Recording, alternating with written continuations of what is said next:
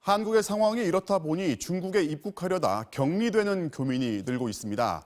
어느 정도로 통제하는지 또 현재 중국 상황은 어떤지 베이징을 연결해서 알아보겠습니다. 김희욱 특파원, 우리 교민이 격리된 지역이 지금 중국에서 한두 곳이 아닌 거죠? 네, 오늘 낮 기준으로 호텔에 격리되어 있는 숫자만 131명입니다.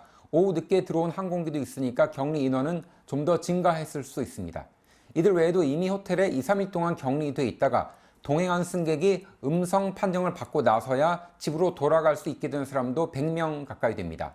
난징과 웨이하이 말고도 광둥성, 선정과 옌지 등 주로 우리 교민들이 많이 살고 있는 곳들인데 외교부도 산둥성과 랴오닝 지린 헤이룽장 같은 동북 3성 그리고 푸젠성이 자가 격리 방침을 내렸다고 공식 확인했습니다.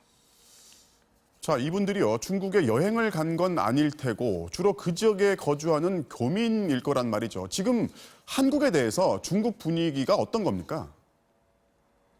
한국서 항공기가 몇 시에 오는데 한국 사람 몇 명이 있다. 이런 소식도 중국 SNS에 공유될 만큼 중국에서 한국인 입국에 대해 매우 민감해하는 분위기입니다.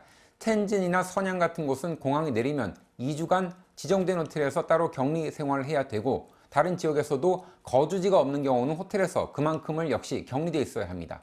자신이 한국에서 돌아와서 2주간 격리를 하고 출근을 할 수 있다 해도 나중에 식구들이 다시 돌아오면 또 다시 2주 동안 격리가 돼야 하는 게 지침입니다.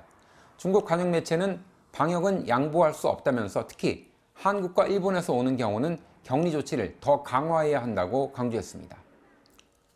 중국이 내부적으로 좀 진정세라서 외부 요인에 더 민감하게 반응하는 것 같은데요. 코로나19 발원지가 중국이 아닐 수 있다, 이런 주장까지 나왔다고요. 네, 중국이 발원지가 아닐 수 있다는 답. 그래서 질문이 바로 이어졌습니다. 그랬더니 그렇다고 외국에서 왔다고 할 수도 없다. 이렇게 애매하게 표현을 하기도 했습니다.